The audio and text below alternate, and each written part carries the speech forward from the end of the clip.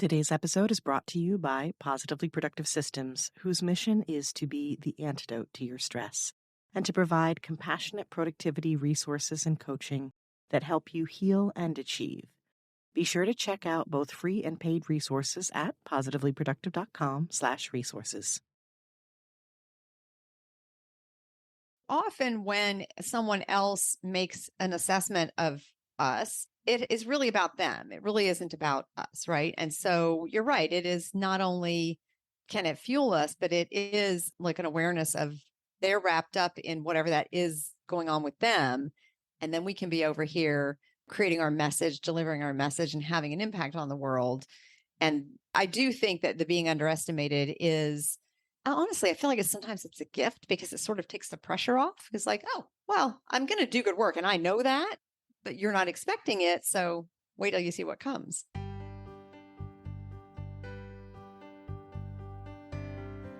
You're listening to the Positively Living Podcast. I'm your host, Lisa Zaratny, founder of Positively Productive Systems and a coach certified in time and stress management, helping overwhelmed clients make space for what matters. Join me each episode as we explore ways to live a more proactive, productive life with topics and guests that speak to simplifying self-awareness, systems, and so much more. I understand overwhelm personally as a fellow multi-passionate entrepreneur, wife and mom to kids and cats, and former caregiver. I'm here to help you choose what's right for you so you can do less, live more, and breathe easier. Sound good? Let's get to it. Welcome to the Positively Living Podcast. I'm your host, Lisa, and I've been underestimated many times in my life. How about you? There's a saying out there that you can find on social media videos and t-shirts and coffee mugs and all kinds of things. Oh, you're underestimating me. This'll be fun. And that's what my guest and I are chatting about today. It's time to reframe what it means when others underestimate you and to see it as the gift it truly is. Today, I welcome Diane Diaz to the Positively Living Podcast. Diane is lead speaking coach at Speaking Your Brand, where she helps women develop the communication skills, platform, and confidence to build thought leadership, influence, and power on stages, in media, in business, on boards, and in politics, so they can challenge the status quo, change existing systems, and benefit more people.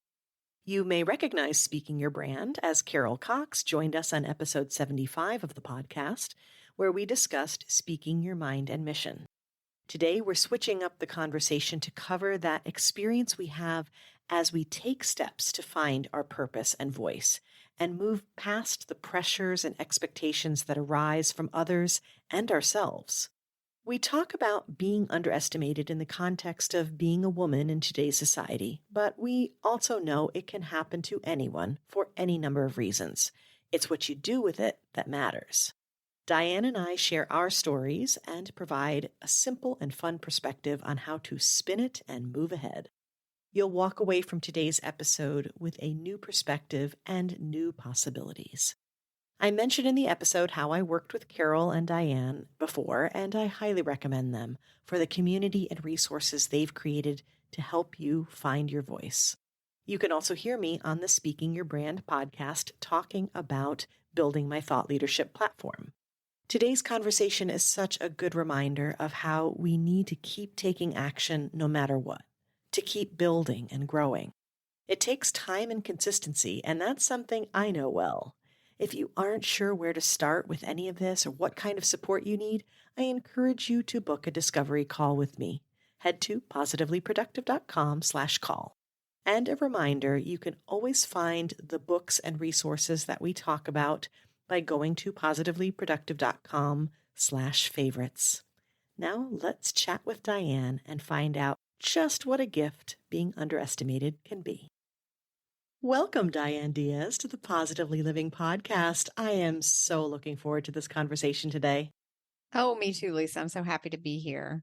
Well, before we dig into just how good being underestimated can be, I'd love it if you would share a bit about you. Who you are and who you help and what makes you light up. Oh, I like that question. Well, I'm Diane Diaz, and I'm a speaking coach with Speaking Your Brand. And at Speaking Your Brand, we work with women entrepreneurs and professionals to help them define their message, their core message, become thought leaders, use their voice so that they can have a bigger impact in the world with their message and the work that they do, and also to get on bigger stages, whether that be to speak or in office or in the C-suite, whatever that looks like, but by using their voice to champion a greater message that they want to share with the world. And I know that helping other women find that voice, develop that voice, grow it, I know that lights you up. And I have worked with you and Carol. And Carol Cox has been on the Positively Living podcast. We did talk about, thought leadership. And today I like that we're taking a different spin on things in terms of our experiences. So, what has your experience been, and what are you seeing in terms of what that means? And it's almost hard to ask the question because I know that there's a relationship between the pressure we feel, the expectations we feel, but there's something about being underestimated. And I'm curious to see where it's been in your life and where it's been for your clients. Mm-hmm. Yeah, it's a good question. I will say that this is sort of a new realization of mine, this idea of being underestimated. And I know as we're growing up and going through our careers and coming up through the ranks, whether it be in corporate or even running our own business, there's some people that we see, women in business that we see and like, oh man, she's a powerhouse and she's really out there and she's, maybe an extrovert or maybe an introvert, but just knows how to like work the room or, just put herself out in front of things and have the spotlight and have just the right message and all of that.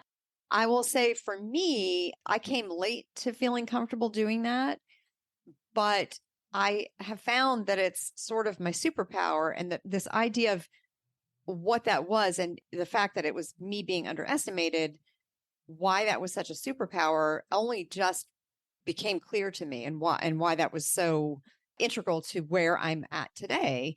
And I see so many women who either say or feel I don't think I can speak. I don't think I can use my voice. I'm too scared to be on the stage, or I don't want to be so out in the open with my message, or what if I offend someone, or any number of reasons why we as women are discouraged or uncomfortable with using our voices. And, I grew up really shy, which is interesting because if you had told back then, Diane, that she would be a speaker today, she would not have believed you because I was so painfully shy, scared of my own shadow. And it's not that I'm not smart, but I always had to work a lot harder on things to learn them. I think because I was so shy, I did not probably ask for the help that I needed. And so I just like, I'll just figure it out. Like I've been a, like, let me just figure it out type of person. Right. But I always had to work harder. And also, I'm small. And so there's that, physical stature plays a lot into whether or not you command a room, right? So I think for all those reasons, I just sort of hung out in the background and watched and listened. Over the course of my career, I've never been sort of on the leading edge of like, winning awards and doing, I would never have been like that. But I've been the hard worker, doing all the things, making a little bit of headway and watching and listening and figuring out like, oh, here's a better way to say something, or this is where I could interject something based on my knowledge, not on how loud I can be or, how many people know who I am and what I do. But that idea of people thinking, oh, she's quiet, so she's probably not going to have an impact here, or, oh, she's in the background, so maybe she doesn't know anything. Or, as I said, I'm small and I've always probably not as much now, but I've always looked much younger than my age. So people often thought I didn't have any experience. So I've always come into jobs and projects and groups as someone who kind of was on the periphery and thus underestimated. And then that's where I feel like I can really have an impact because then I can bring out my ideas in a way that is more, I guess, acceptable or more appealing to the group because I'm kind of coming from like the shadows, so to speak. I'm not out front to begin with, but it's interesting because it's never a situation where it's expected. It just sort of has happened. But I've learned, and I think that this is something that I like to see in our clients too, and something that we work on is, how to take what you care most about and what your message is, and use your voice, and whether that's your introvert voice, your extrovert, whatever your voice looks or sounds like, and use that to further that thing that you care about and to share that message, so that it doesn't have to be that you are necessarily the biggest voice in the room, but you're just the most confident and influential and, empowered voice in the room. I think that's such a good point, and I think it's such an important point to understand the distinction of what you do as a speaking coach. It's not about making everybody the same kind of speaker, but about finding the right voice for you and the right message. And what I'm seeing kind of in the description of what you've been through, of course, I see, some parallels to me, but knowing that we were going to have this conversation made me reflect on this a bit more. It's something you almost don't realize at first, that you're like, oh, I'm being underestimated. For me, it was the fact that I've always been smiley, bubbly, kind. I don't like to call people out real fast. You have some people out there who are outspoken, and I respect that so much, but that's not me. Mm. But I think the encouragement here is the idea that you can be however you want to be. You can show up how you want. And if others, because you haven't been outspoken, underestimate you, it actually gives you the time to observe, to create, to do trial and error, to just keep swimming, right? And figure out where you want to go and what you want to say. And you amass all of this experience, right? Yes, that's such a great point, because that's kind of how it's felt for me and as I mentioned, it always took me a little bit longer to learn things, but when I learned them, I wielded them, right? In a way that was, I just remember it took me as a child, took me a long time to learn how to tell time, took me a long time to learn, my times tables. I had struggled with algebra. I struggled with, certain things like diagramming sentences when I was in high school. Once I got the thing, I was the queen of it, because I spent so much time to sort of like in the background, right, to Mhm. refine these things. And I think that can be a good sort of analogy for how speakers, like you said, they don't have to necessarily be the most outspoken one, but if they use their knowledge and their own unique way of delivering that message, whether it is in a quiet way or in a humorous way or whatever their personality is as a speaker, if they use their natural style to deliver the message, it will have an impact and it will come across as authentic and it will resonate with their audience. That is what lights me up, is when I see clients who, especially those who didn't necessarily feel confident with delivering their message, when they suddenly, when it clicks, they're like, oh, I don't have to be that kind of speaker or that kind of speaker. I can be my own kind of speaker in my own way, using my own voice and my own stories and my whatever makes me comfortable telling those stories. Yeah, I love that so much. Through the lens of productivity, where I work, it's so important to find the way you work best. And it's the same thing with how you speak and the message you get across. Had a fantastic conversation on the podcast with Mallory Slaybaugh, talking about authenticity in business and life. And I love the description that she used of when you show up the way that's meant for you, right? That you're truly authentic. It's like being a magnet. And that's both repelling as well as attracting. And I feel like when you're describing this, it comforts me, because at first I was thinking, okay, we're talking about being underestimated. And sometimes that can feel like kind of offensive, right? And what are the stories we're telling ourselves? But all I'm really hearing is that when this happens, it's because you're flying under the radar for whatever reason. And it happens a lot with us. And that's just giving you time to build and to grow. Yes, absolutely. It is, because I think for everybody, I feel like even someone who might be very outspoken and very outgoing, there are probably going to be times where you're underestimated, especially for women, let's be real. So I think when you can sense that and see that, okay, yeah, I can get upset and that's okay. But if you can then take that being upset and use it as fuel to, oh, you're underestimating me? Well, watch what's going to happen now. I remember when I was coming up in the corporate space, I mistakenly told this personal story to a colleague who was sort of one of the companies that worked with the company that I worked for. She wasn't directly a coworker, but she was sort of like a director at this other company. And I told her, because I'm so small, I have told her that when I was a kid, people used to refer to my sister and I. My sister was 2 years older and only slightly taller than me, but they would refer to her as her name and then me as the little one. So I told this person that in conversation because whatever reason it came up. And from then on in meetings, she would call me the little one. She was refer to me as little one. I thought, God, these are like, what? These are business meetings. Like, you don't refer to a colleague as little one. I mean, if we're friends, that's one thing, but not in meetings, professional meetings. And I thought, uh-huh, I see. Okay. All right. I see what's going on here. So I think it was a way to probably slightly a power play. Oh, for sure. And then I just thought, okay, I never called it out. I never said, please don't call me that. I just tucked it away in the back of my mind and said, okay, we're going to see who the little one is here when I do amazing work. And, I just used it as not in a mean way, but just as a way to fuel how hard I worked and the type of work I put forth.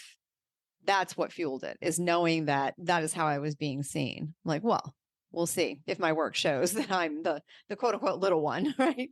Right, exactly. I mean, there is an element, it's a natural human element at play here where you're like, oh, you think that, huh? Well, just you wait. So that can definitely be part of what's fueling us. But based on your description, too, I'm thinking about the fact that it's like, oh, you're distracted by calling me this, by trying to Right. do this power play. You're focused on you because this is a you thing, not a me thing. And while you're distracted, I'm going to be over here creating amazing things and doing things. And then 6 months down the road, it's like, okay, I'm doing this. What are you doing? And so I think that, yeah, it can fuel us to say, okay, fine, you're distracted and you think certain things, and I just need to pay attention to me.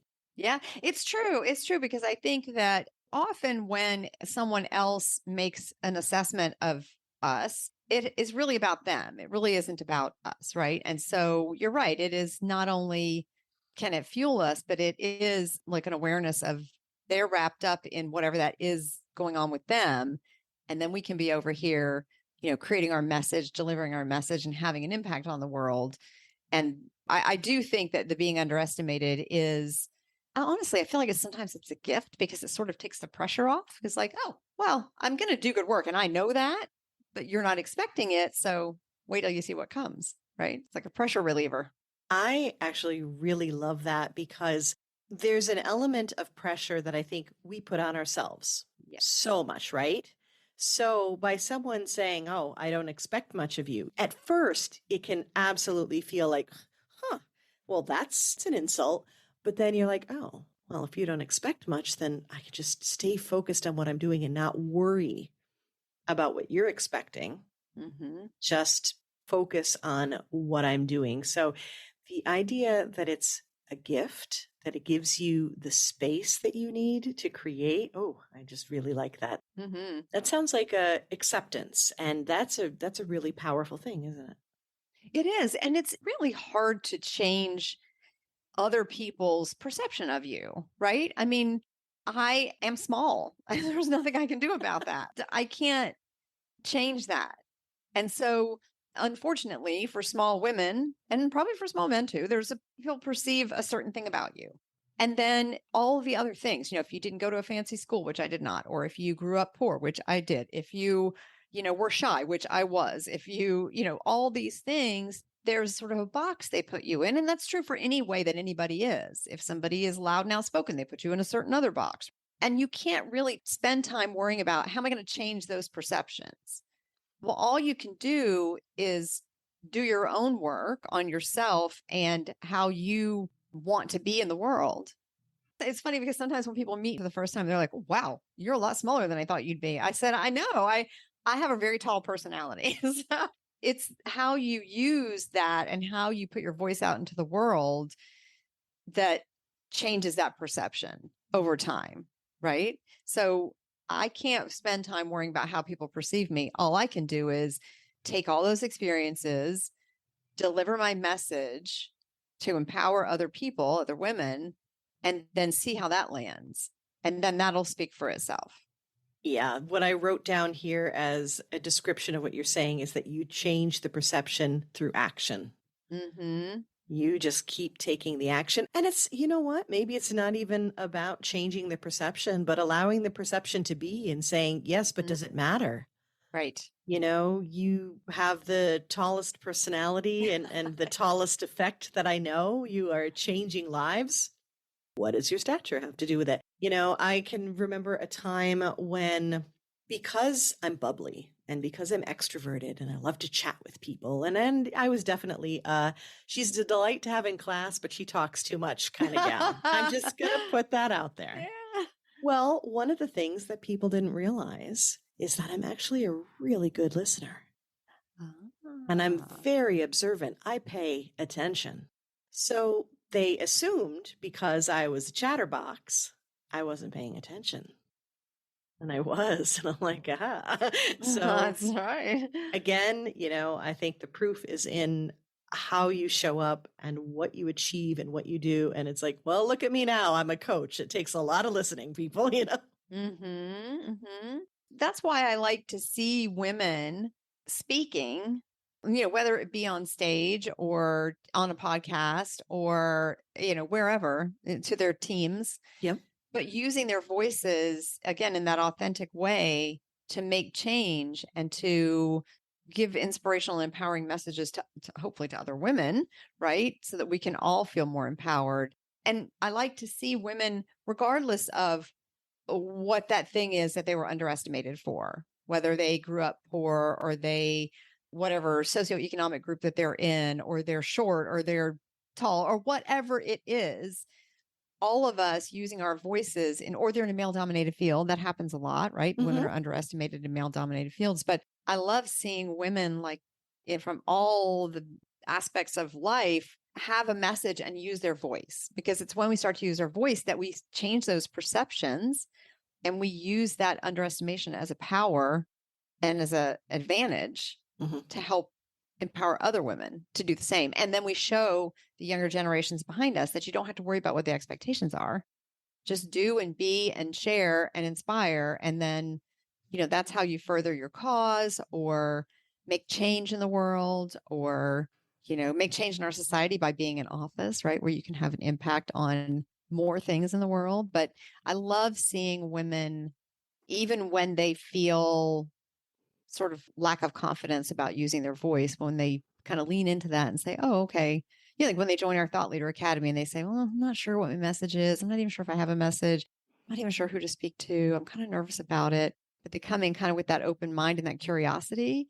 And then that's where we kind of tap into that. Like, what is your superpower? Have you been underestimated? How can you use that to your advantage? And then they start feeling that sense of confidence when they realize, oh, turns out I actually do have a voice, right? I actually do have a message and something I want to talk about. Oh, yeah. It's fun when you're like, wow, I have a lot of opinions. Yes. I will say it does come with age, but it also comes with experience and taking those actions. And when I worked with Speaking Your Brand on my signature talk, it was interesting because the signature talk itself ended up becoming something completely different that became all of these other talks, and my brand message. It just grew into something greater than what I had intended when I stepped in to say, okay, let's explore this, let's figure it out. And when I think about those steps that we take, right? So, what we're describing here, and I didn't even know in our conversation where we would go with this. So, it's very exciting. It's this idea that that gift of being underestimated means that they're distracted and you just keep doing what you're doing and keep exploring. Yes. Right. And then take the action and work with others and have the community, which I know you and Carol do so beautifully. But more than that, which you just touched upon, and it's one of my favorite things to mention, because every time we make a choice, we have different kinds of self-awareness that we talk about on the podcast. What we're doing is we're modeling. Oh, yes. Mm-hmm. Not just the next generation, for others. And think about, like, we're underestimated, but when we see it as a benefit, when we see it as a gift, and we keep taking action and we keep finding others who keep taking action and we band together and we find our voice and we step up, we're showing others who are feeling that same like uncertainty. We're showing them what's possible. And that can be women that who are peers, not just the next generation. Oh, 100%. That's one of the great things about Thought Leader Academy is these women helping one another Yeah. be accountability partners and sounding boards for each other's messages. You're absolutely right about the peer influence. And, even like I said, having women who felt a little shy about speaking, but seeing them feel empowered. The same thing happened for me when I've known Carol for almost 14 years, but when I started like really paying attention to what she was doing and then started working with her, she inspired me to have a bigger voice and to take bigger action because it's seeing what the possibilities could be. And when you're underestimated, really the possibilities are endless because there isn't even any pigeonholing because nobody is saying, oh, she's this or she's that. Like you're almost invisible. Yeah. And I think we talked a little bit about as we age, we become less and less visible, right? By society, right? Yeah. I'm over 50, I'm 57. And I notice it all the time. I notice it in physical spaces. I mean, I've always, because I'm small, been somewhat invisible where I don't like crowds because people often bump into me. I take elbows to the head all the time. And so I don't like being in crowds. But I just noticed like in places where, I just feel like as I get older, it's like I don't even have a presence. But then I'm like, oh, that's okay because I know I'm here and I know what I'm capable of. So it is almost like endless possibilities in a way because you're not expected to do anything as you get older. So when you have a voice and you come out with a message or supporting other women or, championing a cause, it's powerful. It's so powerful.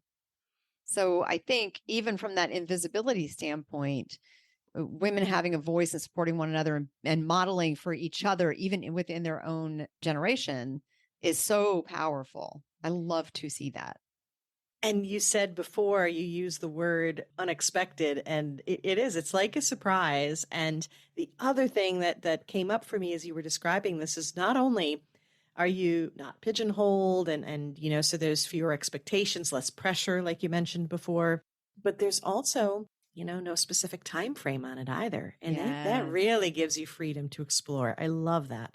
Okay, so moving forward, so we're listening, we're in on this conversation, and we're like, yeah, okay, I've been underestimated a lot in my day. What do I do with this? Okay, so first step is, I guess, this reframe, right, that we're talking about. Yes. And then what would you say, like to kind of move forward? What would be a good next step?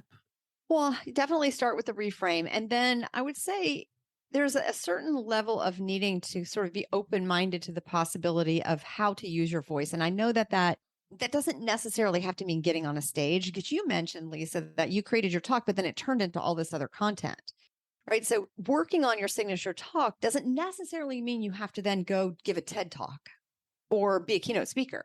Mhm. It can turn into blog posts or podcast episodes or any number of pieces of content that are still, in my mind, using your voice, so to speak, right? Mhm. And sharing your voice with your audience in a way that impacts them and creates change or creates action or inspires them to take action. But I think having that openness to say, okay, well, I'm not sure if I want to speak on stage, but let me see what my voice is. Let me see how I can use that. Let me see how that can come through in other ways.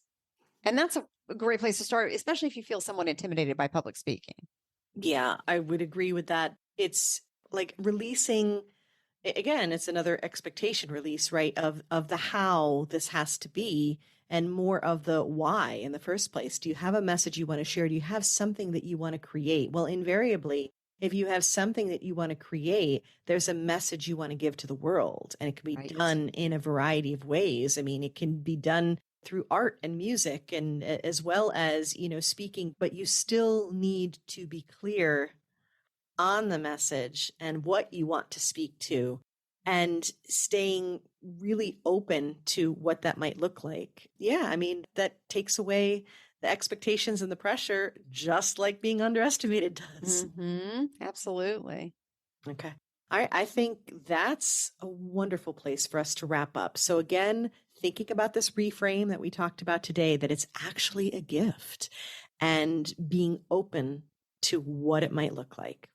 I love it. So, with that, before we get into our rapid wrap up, would you share, please, where we can find you online, where we can get the support in speaking up and finding our voice?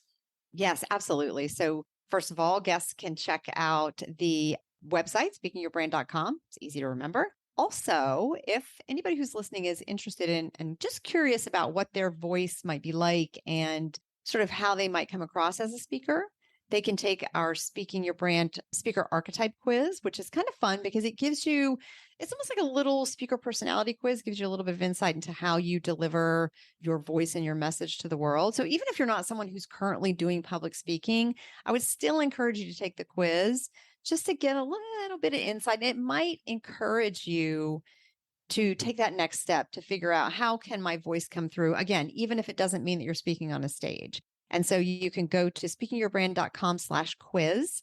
I think it's 10 questions. It's super easy and quick, and you don't have to spend a lot of time on it, but it's just gives you some really interesting insight and might inspire you to take some action. Yeah. And if you're anything like me, there's not a quiz I won't take. Oh, right. I love those quizzes. Right? Because it's super fun to learn more about you and where you stand. So I'll make sure to have all those links for Diane in the show notes. Are you ready for the rapid wrap up? I am so ready. Okay, just fill in the blanks for me, please. A song that lifts my spirits, makes me dance. Oh my gosh. I would have to say, well, lately I've been listening to we created a playlist for an event we had recently for Speaking Your Brand, and it was Katy Perry's Firework. Ooh, yeah. Love that song. Yeah, that always gets me feeling like Riled I can up. rule the world. Yeah, absolutely. It was like I can run the world with this song. Katie has a good way of doing I that. know. Okay, how about, is there a quote or a mantra, something that inspires you or that you love to share with others? Mm. Well, something I heard a long, long time ago that I've said it to younger women Hmm. because I think sometimes as younger women, especially like as they're going into their early 20s, they get kind of wrapped up in like all these societal expectations and like thinking, I can't do whatever. Right. So I said, don't you know who you are? Don't you know who you are? And I remember saying that, and the young woman would look at me like, oh, like, and so it's just like reminding yourself, you matter, you're important. And I don't know if that is a quote from someone, but I heard it somewhere and then I used it on a young woman and I was like, well, that had the effect I was looking for. Like it made her feel empowered. It's a good question. I think we all need to ask this Yes. today because we do need to check in from time to time Mhm. and say, who am I and am I showing up as that? Mhm. So that's Yes. good. All right. And how about a resource? This could be anything, a book, an app, you name it, across your life that's just made your life better. Oh my gosh. Oh my, there's so many, but I mention this book all the time.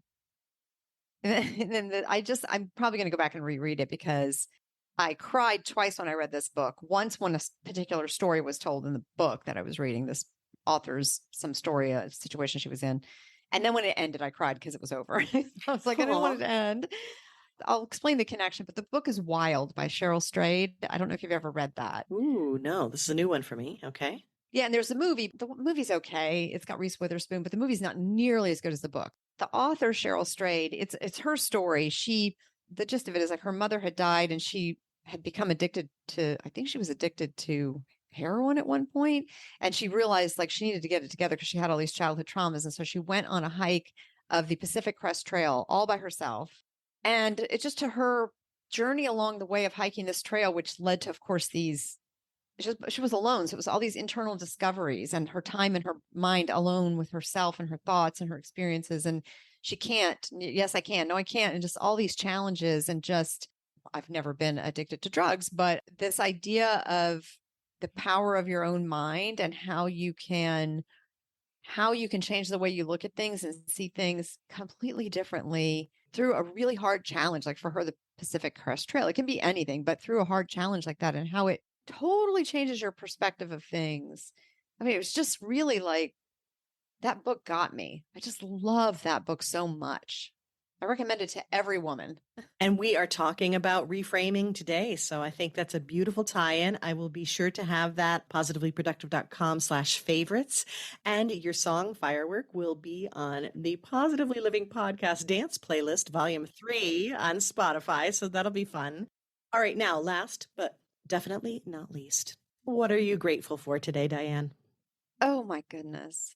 I guess, well, okay. So I have to say, I'm grateful for the amazing women in my life, you, Carol, just all the amazing women that I'm connected to. Because when I was younger and I came up through corporate, it was a very backstabby, like jockeying for position, every man or woman for him or herself. Women were largely not supportive of one another as a whole. Mm-hmm. And to now have my age, to have seen this complete shift where I feel, of course, there's still challenges, but I feel like as a group, women get and understand, like, okay, we need to support one another. And I just have so many women in my life that are amazing supports in all different ways for each other, for me. And it's just really fulfills me. I will second that. I will second that. It's a beautiful, beautiful thing. All right. Well, I am so grateful for you. And I want to thank you, Diane, for shining your light so brilliantly in this world and for sharing it with us today. Oh, it was such a pleasure, Lisa. Thank you so much.